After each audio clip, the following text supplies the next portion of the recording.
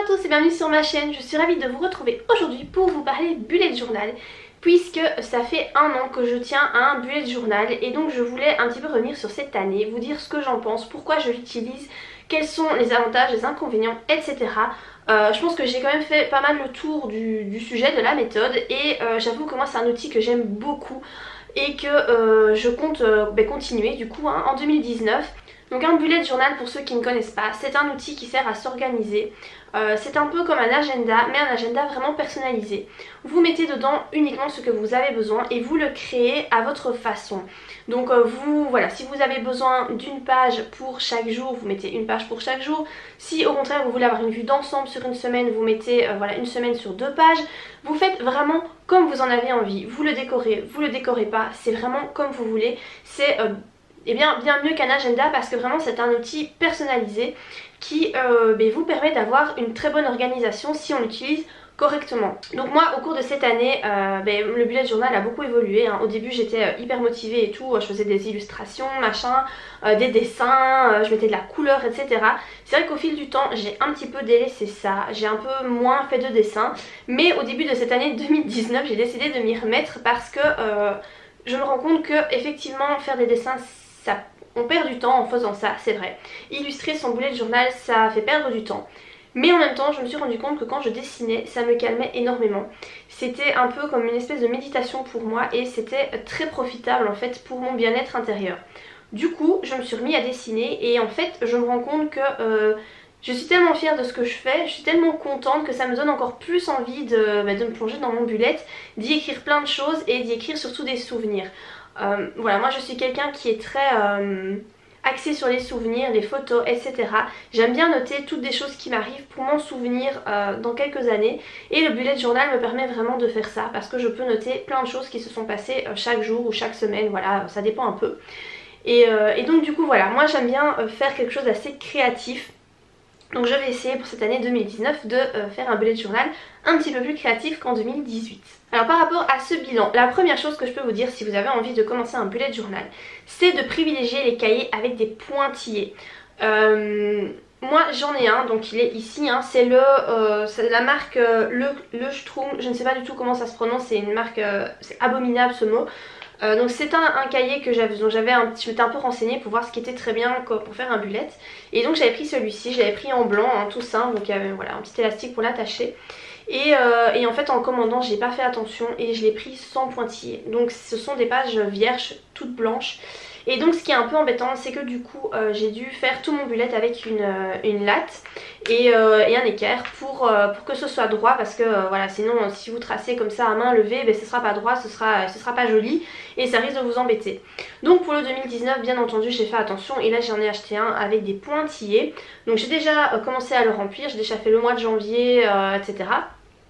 Et c'est nettement plus simple, du coup j'utilise plus du tout de latte. Je fais simplement à main levée les lignes et c'est tellement plus simple, tellement plus rapide. Vraiment c'est un gain de temps et finalement je trouve ça beaucoup plus personnalisé et beaucoup moins rigide, le fait de tracer à main levée. Donc voilà, ça c'est question de point de vue, hein, question de préférence.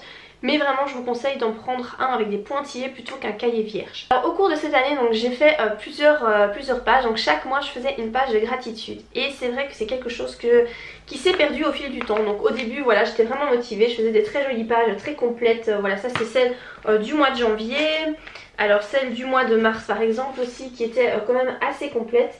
Voilà, j'étais vraiment très motivée à faire des pages de gratitude et au final je les remplis plus. Donc celle du mois de décembre il n'y en avait même pas, et celle du mois de novembre il n'y a que 3 trucs notés dessus.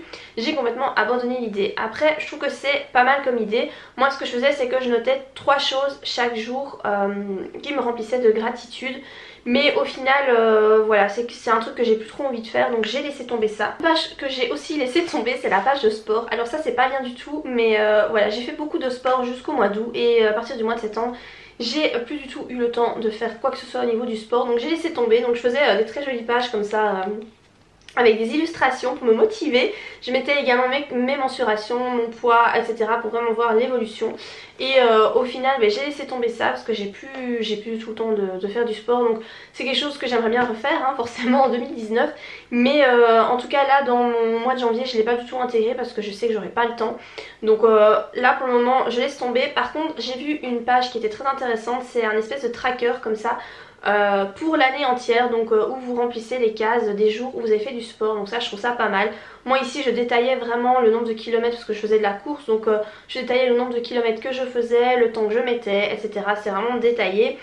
Et voilà, c'était une bonne idée à la base mais j'ai complètement laissé tomber ça. Alors une chose aussi que j'ai laissé tomber c'est la petite case des to-do. Donc moi je présentais mes mois en fait de cette façon là.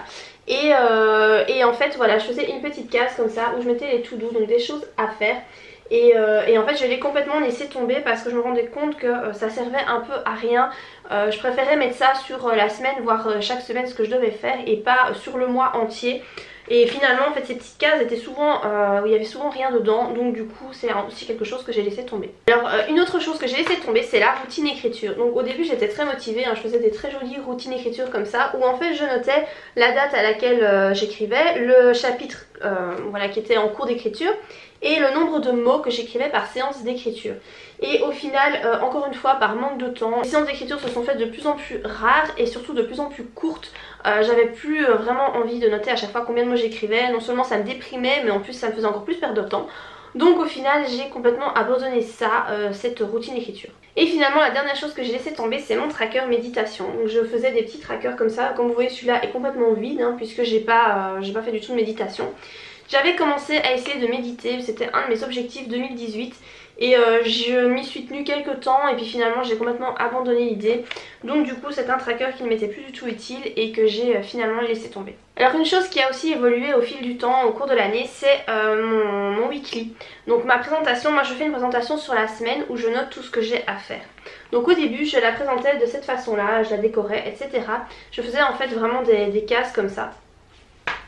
Finalement j'ai changé pour faire voilà, un weekly de cette façon là, donc avec des cases horizontales. Et finalement je suis revenue à voilà, cette façon de faire. Donc maintenant ça c'est donc dans le nouveau bullet journal de 2019, donc là c'est pour le mois de janvier. Je suis revenue en fait à faire des petites cases verticales. Je me laisse ici de la place pour pouvoir noter plein de choses puisque moi j'aime bien noter des souvenirs qui se sont passés pendant la semaine. Donc voilà, je laisse vraiment des petits espaces, j'essaie de décorer un peu mieux maintenant ces petites cases. Et voilà, moi ma présentation pour la semaine, je trouve qu'elle est très pratique et pour l'instant je suis sur celle-là. Alors ma disposition du mois va également changer en 2019. Donc en 2018 j'ai tenu la même disposition pour chaque mois et en 2019 j'ai décidé de changer ça. Je verrai bien si ça me convient ou pas. C'est un petit changement que j'avais envie d'apporter. Donc ça c'était la version 2018. Donc voilà, je faisais ça sous forme d'espèce de calendrier. Donc des petites cases qui faisaient 3 cm sur 3 cm. Et en 2019 eh bien, j'ai décidé de faire horizontalement. Donc voilà, ça se présente comme ça. Avec, donc vous avez tous les jours avec les lettres pour les jours de la semaine et donc je sépare chaque semaine par une barre horizontale. Donc j'ai également décoré pas mal cette page là, voilà, j'ai fait une illustration. Et voilà, on verra bien si cette façon de faire me convient. C'est le premier mois où je vais tester, on verra. Mais voilà, j'avais envie de changer pour 2019. Alors pour ce bullet journal 2019, il y a certaines choses que j'ai envie de changer. Donc je vous ai déjà parlé de la disposition du mois, du mois. Un truc que j'ai aussi envie de changer c'est le fait de mettre de la couleur puisque moi dans mon bullet journal de 2018 il y a énormément de couleurs. Je mettais une couleur différente pour chaque mois, enfin plusieurs couleurs différentes. Je vous montre par exemple ici le mois d'avril, je crois que c'est le mois le pire, il y a du orange, il y a plein de stickers de toutes les couleurs, voilà, je m'étais vraiment fait plaisir. Quand on voit ici la page de gratitude c'est vraiment des couleurs voilà, de toutes sortes.